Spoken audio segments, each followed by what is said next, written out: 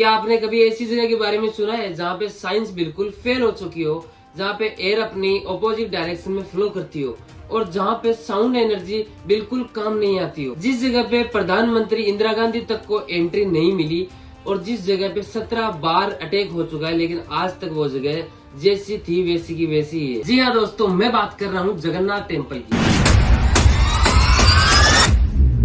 जो हमारे देश के ओडिशा राज्य के एक समुद्री तट के पास पुरी में स्थित है। इस मंदिर का निर्माण 12th सेंचुरी में गंगा डायनेस्टी ने करवाया था और इस मंदिर के बारे में 9 ऐसे रहस्य हैं जिनके बारे में आज तक साइंस भी पता नहीं लगा पाई है। तो इन्हीं 9 रहस्यों के बारे में आज हम इस वीडियो में बात करने वाले हैं।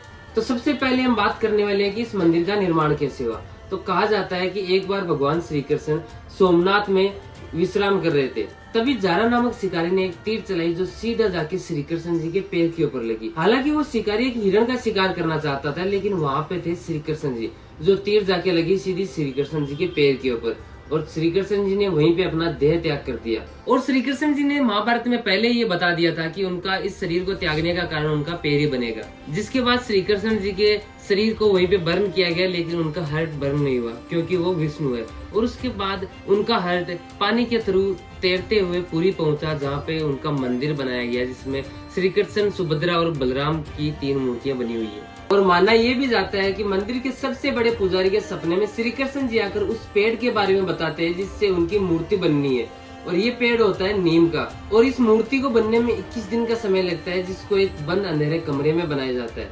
7, 10 या 12 साल में एक बार इन मूर्तियों को चेंज किया जाता है, और जिस दिन इन मूर्तियों को चेंज किया जाता है उड़ीसा गवर्नमेंट के द्वारा इस शहर की लाइटें काट दी जाती है। उस मंदिर के चारों तरफ एक सीआरपीएफ की टीम लगाई दी जाती है ताकि इस मंदिर के अंदर कोई भी एंटर ना कर पाए। और मंदिर के सबसे बड़े पुजारी को अंदर भेजा जाता है, वो भी उसकी आंखों पे पट्टी बांध के, ताकि वो उस प्रक्रिया को ना देख पाए। और इस प्रक्रिया में होता ये है कि पुरानी मूर्ति में से ब्रह्म पदार्थ को निकाल के नई मूर्ति में डाला जाता है, और जिसे श्री कृष्ण जी का दिल भी कहा जाता है। और ऐसा भी कहा जाता है कि इस प्रक्रिया को होते हुए कोई भी इंसान देख ले तो वो अपने शरीर को त्याग बैठता है। अगर इस मंदिर में 1 लाख श्रद्धालु भी आ जाए तो उनके लिए कभी भी प्रसाद कम नहीं पड़ता है और न ही कभी प्रसाद बचता है। ये भी एक मिस्टीरियस बात है।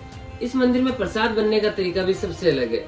एक के ऊपर एक 7 बर्तन रख दिए जाते हैं और उनके नीचे लकड़ी की आग जला दी जाती है। और जो सबसे ऊपर का बर्तन होता है उसके अंदर सबसे पहले खाना पकता है, और जो सबसे नीचे का बर्तन होता है उसमें सबसे लास्ट में। वैसे माना जाए तो सबसे ऊपर वाले में सबसे लास्ट में खाना पकना चाहिए, लेकिन ये एक मिस्टीरियस बात है, इसका आज तक कभी भी पता नहीं चला दोस्तों। इस मंदिर के ऊपर एक सुदर्शन चक्र लगा हुआ है, जिस सुदर्शन चक्र को आप जिस तरफ से देखोगे उस तरफ से आपको इस प्रकार लगेगा कि वो आपकी तरफ झुका हुआ है। एयरक्राफ्ट, एरोप्लेन्स या बर्ड्स कोई भी इस मंदिर के ऊपर से फ्लाई नहीं कर सकता। अक्सर ऊंचाई वाली जगहों पे बर्ड्स वगैरह जाके बैठ जाते हैं, लेकिन जगन्नाथ टेम्पल के ऊपर आज तक कोई भी बर्ड्स वगैरह नहीं बैठे। और इस मंदिर को इस प्रकार से डिजाइन किया गया है कि इसकी छाया कभी भी नहीं बनती है, यानी इसकी शेडो कभी भी नहीं बनती है। अगर आप इस मंदिर के बाहर की तरफ खड़े होते हो तो आपको समुद्र की लहरों की आवाज आती है, लेकिन जैसे ही आप मंदिर के अंदर एंटर करोगे आपको समुद्र की लहरों की आवाज आना बंद हो जाएगी। ये भी एक मिस्टीरियस बात है। इस साइंस का आज तक पता नहीं चला है कि इस प्रकार से क्यों होता है। इस मंदिर में केवल सनातनी हिंदू ही दर्शन कर सकते हैं। अगर आप एक सनातनी हिंदू नहीं है तो आप इस मंदिर में दर्शन नहीं कर सकते हो।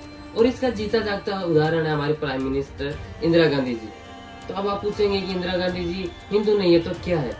पुजारियों के अनुसार प्राइम मिनिस्टर इंदिरा गांधी एक फारसी है, जिसके लिए उनको मंदिर में एंट्री नहीं दी गई थी। अगर आपने कभी जगन्नाथ टेम्पल के दर्शन किए तो कमेंट सेक्शन में जरूर बता दीजिएगा। हम मिलते हैं किसी नई इंटरेस्टिंग स्टोरी के साथ। तब तक जय जगन्नाथ, जय जगन्नाथ।